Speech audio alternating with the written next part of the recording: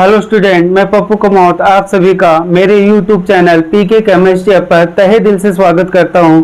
आप सभी कैसे हो? उम्मीद करता हूं आप सभी ठीक होंगे। मैं आपके लिए लेके आया हूं 12th क्लास केमिस्ट्री, जो कि यूट्यूब चैनल पे आपको सेम वैसे ही अवेलेबल होगी जैसे कि किसी क्लासरूम में अवेलेबल होती है। अब हम यहाँ पे जो स्टार्ट कर रखे हैं वो है सेकेंड चैप्टर विलियन। विलियन में हमने विलेयता वगैरह को देख लिया था। हमारा जो नेक्स्ट टॉपिक है वो है इसमें स्थिर क्वांति मिश्रण। कौन सा है यहाँ पे? स्थिर क्वांति मिश्रण और एजियोट्रोपिक मिक्सचर। अब देखो, स्थिर क्वांति का मतलब क्या होता है? ऐसा मिश्रण जिसका क्वांटनांक क्या होता है? स्थिर होता है, चेंज नहीं होता। और मिश्रण इसका मतलब कम से कम कितने घटक होंगे? 2 घटक होंगे। तो यहाँ पे हमारे पास क्या रहेगा कि वह विलयन 2 या 2 से अधिक घटकों का मिश्रण जिनका द्रव एवं वाष्प दोनों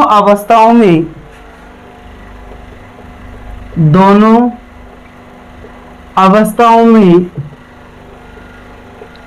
संगठन समान होता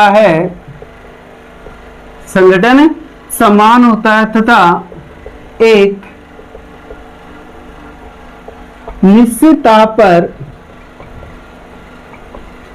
उबलते हैं,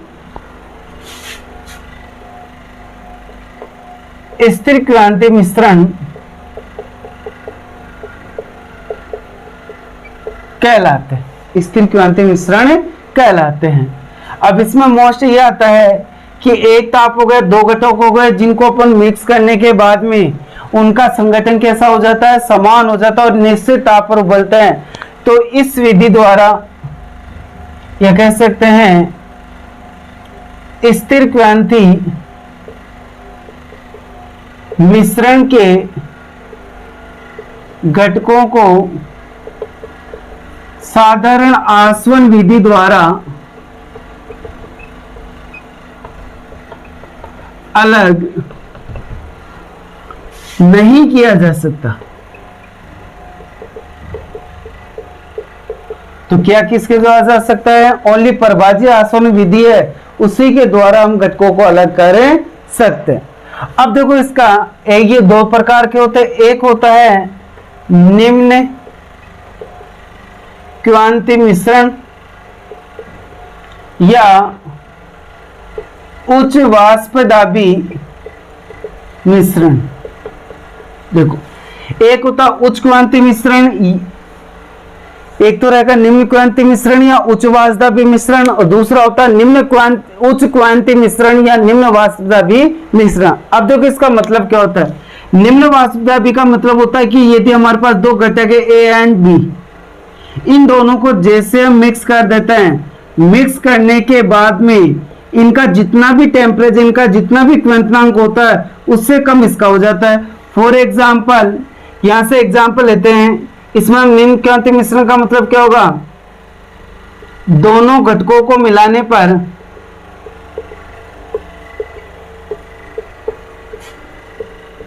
मिश्रण का क्वांटनांक घट जाता है। और ये किसके द्वारा दर्शाया जाता है?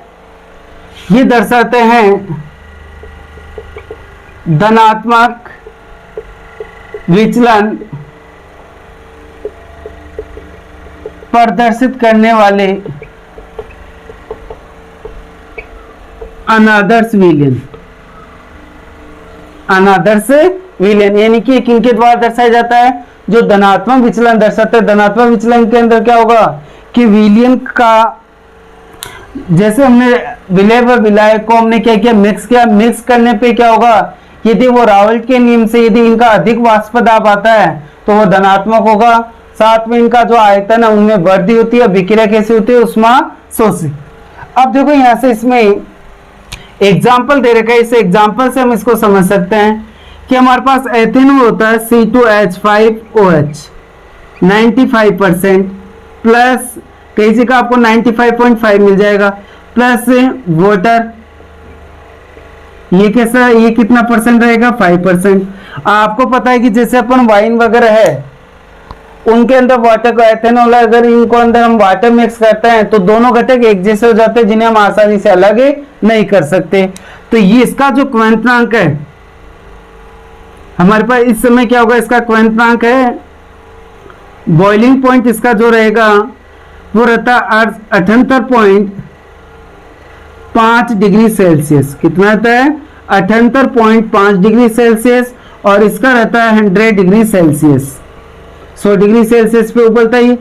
लेकिन जैसे अपन इन दोनों को मिक्स करते हैं, मिक्स करने पे जो विलियन बनेगा, उस विलियन का जो बॉइलिंग पॉइंट है वो कितना आ जाता है, ओनली 78 डिग्री सेल्सियस। देखो यहां से हमारे पास एथेनॉल है, एथेनॉल का खुद का कितना होता है, 78.5 डिग्री सेल्सियस होगा।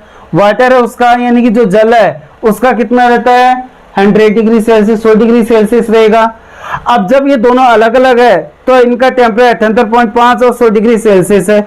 लेकिन जैसे दोनों को मिक्स कर लेते हैं, मिक्स करते ही क्या हो जाता है, अपने पास इसका जो विलियन बनेगा उसका टेम्परेचर है 78 डिग्री, यानी कि पहले 78.5 था, दोनों घटक थे उनमें से भी क्या हो जाता है, ये कम हो जाता है। विलियन का जो क्वथनांक है वो पहले के कंपेरिजन में क्या हो जाएगा, कम हो जाता है।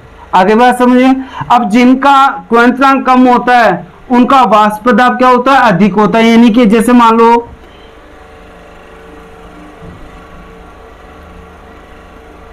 इनका शुद्ध है 0.9 और एक का क्या हो जाए 0.8, लेकिन जैसे दोनों को मिक्स करते हैं, इसका मान सपोज है कि 0.7 हो गया। अब हमें क्या करना, 1 करना है, हमें करना क्या होगा, 1 एटीएम दाब।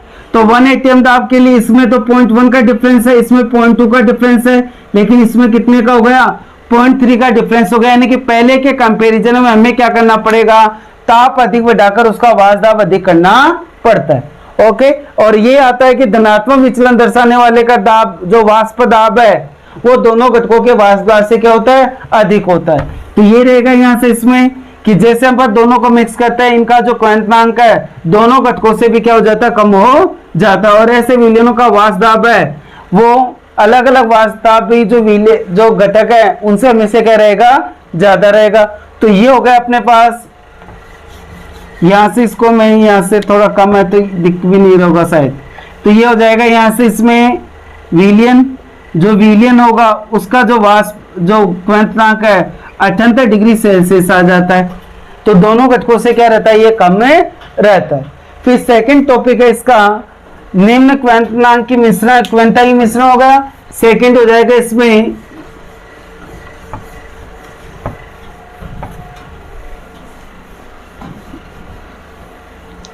इसका जो सेकंड है वो हो जाएगा उच्च क्रांति मिश्रण या निम्न वाष्पदाबी मिश्रण। अब देखो यहां से इसका अर्थ क्या रहेगा। अब हमने क्या किया है कि उच्च क्रांति यानी कि दोनों घटकों को मिलाने पर, दोनों घटकों को मिलाने पर विलियन का विलियन का क्वथनांक बढ़ जाता है, यानी कि उसमें से पीवी क्रिया होगी। और ये किसके द्वारा दर्शाया जाता है, ऋणात्मक विचलन दर्शाने वाली अनादर्श विलियन दर्शाते हैं।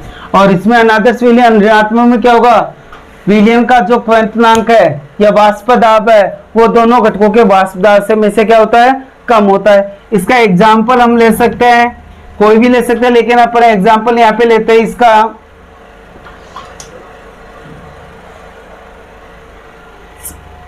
60% HNO3 प्लस जल कितना हो जाएगा, ये 32% हो जाएगा जल।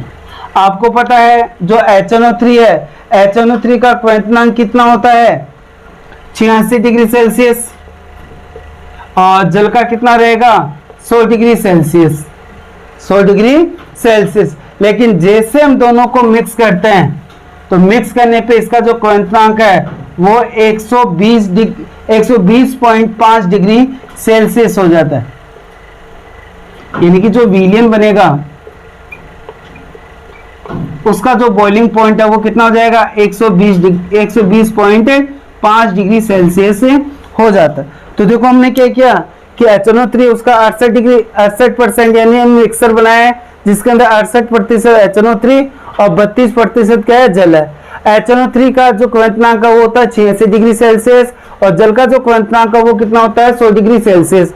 लेकिन अब जैसे दोनों को मिक्स करते हैं, मिक्स करने पे क्या होगा, ये उष्मा से पे विक्रिया दर्शाएंगे और उष्मा से पे विक्रिया दर्शाने पे विलियन का जो टेम्परेचर है क्वथनांक वो बढ़े जाता है और विलियन का क्वथनांक कितना हो जाता है, 120.5 डिग्री सेल्सियस। जो इसको हम ऐसे ले सकते हैं कि यदि अकेले HNO3 को अपन गैस अवस्था में बदलना है, बॉईल करना है तो 86 डिग्री चाहिए, जल के लिए 100 डिग्री सेल्सियस चाहिए। लेकिन जैसे हम दोनों को मिक्स कर लेते हैं तो हमें कितना चाहिए, 120.5 डिग्री सेल्सियस। ओके, ये हो गया अपने पास स्थिर क्वांटी मिश्रण। अब हमारे पास जो नेक्स्ट है वो रहेगा यहाँ पे वाष्प अवस्था में संगठन, कि हमारे पास यदि कोई वाष्प अवस्था में कोई पदार्थ है तो उसका संगठन कैसे ज्ञात करते हैं। ओके, अब देखो यहाँ से इसमें द्रव अवस्था में संगठन ज्ञात करने के लिए अब तो हम मोल बिन यूज करते हैं। द्रव अवस्था में संगठन ज्ञात करने के लिए हम क्या ज्ञात करते हैं, विलयन अवस्था में तो हम मोल बिन यूज करते हैं। सेम वैसे वाष्प अवस्था में हमें संगठन ज्ञात करना है तो वाष्प अवस्था में संगठन, और जब वाष्प अवस्था आ जाती है, गैस आ जाता है तो वहां पे हमें वाष्प दाब लेना होता है। तो वाष्प अवस्था में संगठन इनका जो संगठन है वो आंशिक वाष्प दाब द्वारा ज्ञात किया जाता है। किसके द्वारा किया जाता है, आंशिक वाष्प दाब के द्वारा ज्ञात किया जाता है। सपोज यदि अवयव A एवं B के अवयव A व B के संघटक क्रमशः YA एंड YB हो तो इसके लिए एक जनरल फॉर्मूला होता है YI इक्वल टू इसके लिए क्या हो जाएगा, अपन देखो वहां पे द्रव अवस्था के लिए क्या कहते हैं, P is equal to PA is equal to क्या लेते हो, P नॉट ए एक्स से लेते हो। सेम वैसे हमें यहाँ पे क्या करना है कि PI equal to YI into P कुल। क्या करना आपको, एक जनरल फॉर्मूला है वाष्प अवस्था के लिए, PI इक्वल टू YI। जैसे मोल बिन है, मोल बिन की जगह हमने क्या लिया, ओनली Y यूज किया और कुछ भी यूज किया नहीं किया, तो हमारे पास क्या आ जाएगा, अतः YA। अब I की जगह हम क्या रखेंगे, A, तो हमारे पास क्या आ जाएगा, इसको हम ऐसे ले सकते हैं PA equal to YA P कुल। तो YA इक्वल टू क्या हो जाएगा, PA अपॉन P कुल, जो किसके इक्वल होता है, PA की वैल्यू क्या होती है, P not A x upon P कुल। सेम वैसे ही PB बराबर क्या हो जाएगा, यहाँ से YB कुल, YB P कुल। तो हमारे पास ये क्या हो जाएगा, YB equal to PB upon P कुल, और PB की वैल्यू क्या होती है, P not A X P not B X B upon P Q. तो ये हो गए वाष्प अवस्था में इनके संगठन। ओके, जैसे अपन विलियम में मोल बिन से ज्ञात करते हैं वैसे अपन वाष्प अवस्था में ज्ञात करते हैं। तो वाष्प अवस्था में संगठन YA और YB से डिनोट करते हैं। तो हमें क्या करना है, उस घटक का वाष्प दाब अपन कुल वाष्प दाब से अपन यदि इसको भाग देते हैं तो हमारे पास उसका क्या जाता है, संगठन आ जाता है। ओके, इतना हो गया ये। अब बात करते हैं, ये आपका जो टॉपिक है विलियन वाला वो कंप्लीट हो चुका है। उसके बाद में सबसे मोस्ट जो अपना जो टॉपिक आएगा वो आएगा यहाँ पे अणु संख्या के गुणधर्म, कोलिगेटिव प्रॉपर्टी। तो देखो अपन लास्ट यहाँ पे देख लेते हैं अणु संख्या के गुणधर्म। अणु संख्यक गुणधर्म कोलिगेटिव प्रॉपर्टीज। देखो नाम से ही ज्ञात है अणु संख्या गुणधर्म, यानी कि ऐसे गुणधर्म जो अणुओं की संख्या पर निर्भर करते हैं, ऐसे गुणधर्म जो अणुओं की संख्या पर, और अणुओं की संख्या या जो मात्रा है हम मोल में रिप्रेजेंट करते हैं। तो हमारे पास इसकी परिभाषा क्या जाएगी कि विलियन के वे गुणधर्म, विलियन के वे गुणधर्म जो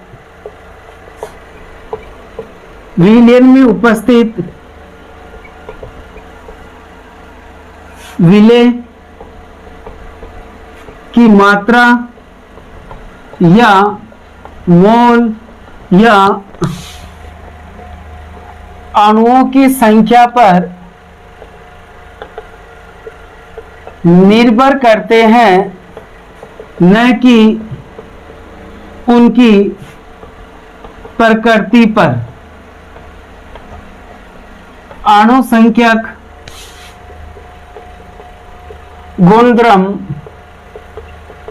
कहलाते हैं, अणु संख्या गुणधर्म कहलाते हैं। अब ये 4 प्रकार के होते हैं। तो अणु संख्या गुणधर्म के प्रकार, अणु संख्यक गुणधर्म के प्रकार, ये ध्यान रखना यहां से। तो फर्स्ट आता है वाष्प दाब में आपेक्षिक अवनमन। वाष्प दाब में आपेक्षिक अवनमन। एक होता है क्वैंतनांक उन्नयन, एक आता है यहां पे हिमांक अवनमन, और फोर्थ आता है यहां पे प्रासरण दाब। प्रासरण ही ओनली प्रासरण दाब है। अब देखो अवनमन, ये हो गया आपके पास 4 अणु संख्या गुणधर्म के प्रकार हैं। 4 प्रकार के होते हैं। वाष्प दाब में आपेक्षिक अवनमन, क्वैंतनांक उन्नयन, हिमांक अवनमन और प्रासरण दाब। अब देखो अवनमन का अर्थ होता है, अवनमन का अर्थ होता है कमी। अवनमन का अर्थ क्या होता है? कमी। और अव का मतलब नीचे नमन, यानी नीचे की ओर जाना, यानी कमी हो जाएगी। और उन्नयन, उन्नयन का मतलब होता है उन्नति। उन्नति का मतलब क्या हो जाएगा? वृद्धि। और उन्नयन, जहां पे उन्नयन आएगा वहां पे वृद्धि होगी, और अवनमन जहां पे आएगा वहां पे क्या होगी? कमी होगी। तो आपके पास हो गया अणु संख्या गुणधर्म कौन से होंगे? जो विलेय की मात्रा या मोल या उनकी संख्या पर निर्भर करते हैं, उन्हें तो हम अणु संख्या गुणधर्म कहते हैं। प्रकृति पे ये निर्भर नहीं करते। अब हमारे पास ऐसे 4 गुणधर्म है जो कि अणुओं की संख्या या मात्रा पे निर्भर करते हैं। वो कौन से है? वाष्प दाब में आपेक्षिक अवनमन, क्वैंतनांक उन्नयन, हिमांक अवनमन और प्रासरण दाब। अब फर्स्ट को आप डिटेल से, इन चारों को हम डिटेल से देखेंगे। तो फर्स्ट आ जाता है यहाँ पे, फर्स्ट रहेगा इसमें वाष्प दाब में आपेक्षिक अवनमन। वाष्प दाब में आपेक्षिक अवनमन। अब देखो आपेक्षिक, आपेक्षिक का मतलब तुलना। आपेक्षिक का मतलब क्या होता है?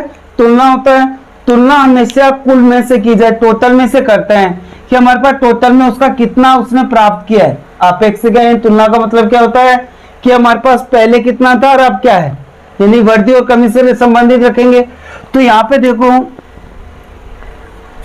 कि हमारे पास जैसे कोई वाष्पशील विलायक है, और वाष्पशील विलायक हमेशा जल को लेते हैं। जब तक कुछ भी नहीं हो स्पेसिफाई, परमानेंट क्या रहेगा? जल रहेगा।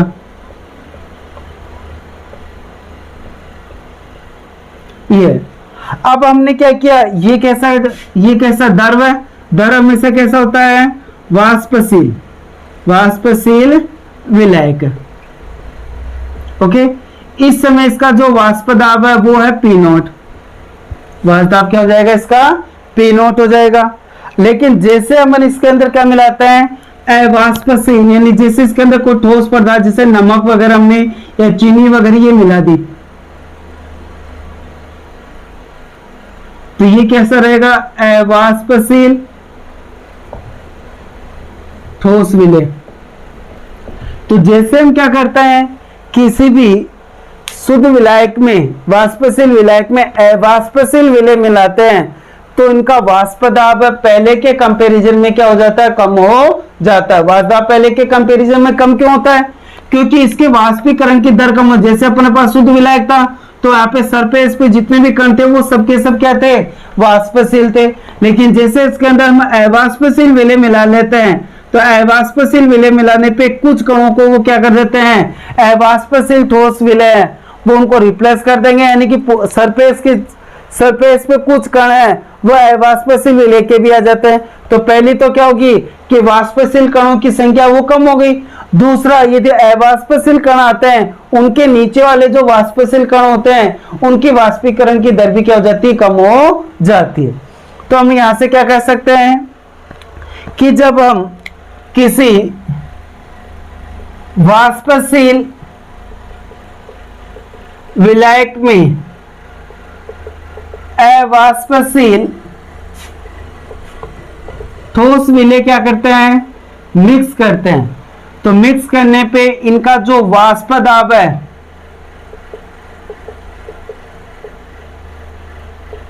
कम हो जाता है। वाष्प दाब क्या हो जाएगा, कम हो जाएगा, जिससे हम क्या कहते हैं, वाष्प दाब में अवनमन, जिसे हम क्या कहेंगे, वाष्प दाब में अवनमन। हमने क्या किया, वाष्पशील विलायक में अवाष्पशील ठोस विलय को मिलाते क्या हो जाएगा, उसका वाष्प दाब क्या हो जाता है, कम हो जाता है, जिसे हम क्या कहते हैं, वाष्प दाब में अवनमन। अब वाष्प दाब में अवनमन यानी कि हमारे पास डेल्टा पी है, कमी हो गई। तो शुद्ध विलायक का जो वाष्प दाब है वो सपोज पी नॉट है और इसका क्या हो जाएगा, विलयन है, तो ये हो गया पी एस। विलयन का क्या होगा यहाँ पे, पी एस। तो डेल पे अंतर क्या रहेगा, कमी हो रही है, तो P0 माइनस पी एस हो गया, इतना ही। अब हमारे पास ये तो है वाष्प दाब में अवनमन, हमें क्या करना, वाष्प दाब में आपेक्षिक अवनमन यानी कि तुलना करनी है। तो वाष्प दाब में आपेक्षिक अवनमन, वाष्प दाब में आपेक्षिक अवनमन इक्वल टू क्या होगा, वाष्प दाब में अवनमन, वाष्प दाब में अवनमन अपॉन विलयन का कुल वाष्प दाब, विलयन का कुल वाष्प दाब। तो हमारे पास क्या आ जाएगा, वाष्प दाब में अवनमन क्या है, डेल पी, और विलयन का कुल दाब क्या है, पी कुल। विलयन का दाब क्या है, पी कुल। हम पी कुल भी ले सकते हैं, या इसका क्या आता है, पी नॉट। शुद्धावस्था में ये रहेगा। अब डेल पी की वैल्यू क्या होती है, P not minus P S upon P not. ये आपके पास क्या आ गया, वाष्प दाब में आपेक्षिक अवनमन। ये तो हो गए परिभाषा। तो इसमें क्या होगा, दोबारा रिपीट कर रहा हूं मैं, वाष्प दाब में जब हम किसी भी वाष्पशील विलायक के अंदर अवाष्पशील विलय मिलाते हैं तो उसका वाष्प दाब कम हो जाता है, जिसे हम क्या कहते हैं, वाष्प दाब में आपेक्षिक अवनमन। हो गया। हमारे पास शुद्ध विलायक का जो वाष्प दाब है वो क्या हो जाएगा, पी नॉट, और अवाष्पशील यानी कि जैसे हमने क्या किया, विलयन है, विलयन का वाष्प दाब क्या हो जाएगा, कम, तो ये हमने ले लिया पी एस। तो ये वाष्प दाब में अवनमन, तो जैसे विलयन का वाष्प दाब कम होता है उसे हम क्या कहते हैं, वाष्प दाब में अवनमन। कमी कितनी होगी, तो हमारे पास पहले कितना था, बाद में कितना, दोनों का अंतर कर दे तो हमारे पास कमी हो जाएगी, तो del P equal to P not minus P S. अब हमारे पास वाष्प दाब में आपेक्षिक अवनमन क्या होगा, वाष्प दाब में अवनमन और विलयन के कुल वाष्प दाब का, विलयन के कुल वाष्प दाब, विलयन का भी अपन यूज कर सकते हैं, और इसमें हम शुद्ध विलायक का भी ले सकते हैं, विलेन का भी ले सकते हैं या शुद्ध विलायक का। हम यहाँ पे ले सकते हैं शुद्ध विलायक, क्योंकि विलेन में कंफ्यूजन हो जाओगे आप। शुद्ध विलायक का वाष्प दाब, ओके। शुद्ध विलायक का वाष्प दाब क्या होता है, पी नॉट। तो del P upon P not equal to, अब डेल पी की वैल्यू हमारे पास क्या है, P zero, P not minus P S upon P zero. ये आ गया वाष्प दाब में अपेक्स। ये तो हो गया डेफिनेशन। अब हमें इनका फॉर्मूला वगैरह कैसे, क्या कितना हमने वाष्पशील विलयन बनाने पर उसमें वाष्प दाब में कितनी कमी होती है, उसके लिए फॉर्मूला होता है। तो फॉर्मूले के लिए क्या होगा, वाष्प दाब में आपेक्षिक अवनमन del P upon P not equal to X विलय, यानी कि क्या जाएगा, वाष्प दाब में आपेक्षिक अवनमन विलय के मोल भिन्न के बराबर होता है, समानुपाती नहीं, मोल भिन्न के क्या होता है, ये बराबर होता है। तो हम इसे क्या लिख सकते हैं, डेल पी की वैल्यू क्या होती है यहाँ पे, P not minus P S upon P not equal to X विलय। अब देखो हमारे पास मोल भिन्न क्या होती है, मोल भिन्न क्या होगी, मोल भिन्न होती है उस अवयव के मोल। तो हमने ले लिया कि हम इसको परमानेंट क्या यूज करते हैं, बी, एन बी। विलय को हमने परमानेंट बी यूज किया, विलायक को ए। तो ये क्या हो जाएगा, एन ए प्लस, या हम इसको ऐसे भी ले सकते हैं, चलो एन ए ले लेते, ये हो जाएगा एन बी और ये जाएगा N A plus N B, या कैपिटल स्मॉल एन भी यूज कर सकते हो। इसकी जगह यदि आप यूज करना चाहो तो विलय के लिए आप स्मॉल यूज कर लो और विलय के लिए कैपिटल यूज कर सकते हो, दोनों में आप कोई सा यूज कर सकते हो। ये हो गया आपके पास पी नॉट माइनस, ये आपके पास आ गया मोल से रिलेटेड आ गया P not minus P S equal to P zero equal to N B upon N A plus N B. ये आ गया आपके पास में वाष्प दाब में आपेक्षिक अनुमान हम कैसे ज्ञात कर सकते हैं। हो गया इतना ही। अब हमारे पास सबसे मेन आता है, यहाँ से ये क्वेश्चन नहीं आता, क्वेश्चन आता है वाष्प दाब में आपेक्षिक अवनमन और विलय के मोलर द्रव्यमान के मध्य संबंध। सबसे मोस्ट जो क्वेश्चन आएगा, जो कोलिगेटिव प्रॉपर्टी है, अणुसंख्यक जो गुणधर्म है, उनमें जो सबसे मोस्ट क्वेश्चन आता है वो आता है उस जो भी कोलिगेटिव प्रॉपर्टी और विलय के मोलर द्रव्यमान में क्या संबंध है, वो यहाँ पे देखेंगे। तो हमारे पास बस इसको ध्यान रखना क्या आता है। तो हमारे पास ये जो सूत्र है वो क्या है, del P upon P not equal to P not P S upon P not equal to N B upon N A plus N B. ये आ गया आपके पास, ओके। अब यहां से बात करते हैं आगे। देखो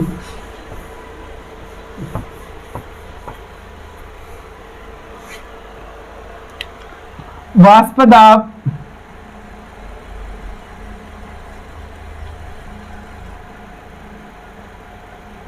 दाब में आपेक्षिक अवनमन एवं विलय के मोलर द्रव्यमान में संबंध। देखो संबंध क्या है आपके पास, देखो क्या है आपके पास formula, P not minus P S upon P not equal to N B upon N A plus N B, यानी कि विलय के मोल अपॉन कुल मोल। अब आपको पता है एन ए इक्वल टू क्या होता है, एन ए इक्वल टू, एक और बात, अति तनु, एक बार हम यहां से थोड़ा सा इसको और शॉर्ट में कर लेते हैं, अति तनु विलयन में, अति तनु विलयन में क्या होगा, विलय के मोल है वो विलय के मोल के कंपैरिजन में क्या होंगे, बहुत ही कम होंगे। तो Na की जो वैल्यू है वो Nb के कंपैरिजन में क्या होगी, बहुत ही ज्यादा रहेगी। तो Na प्लस Nb बराबर क्या हो जाएगा, ओनली Na।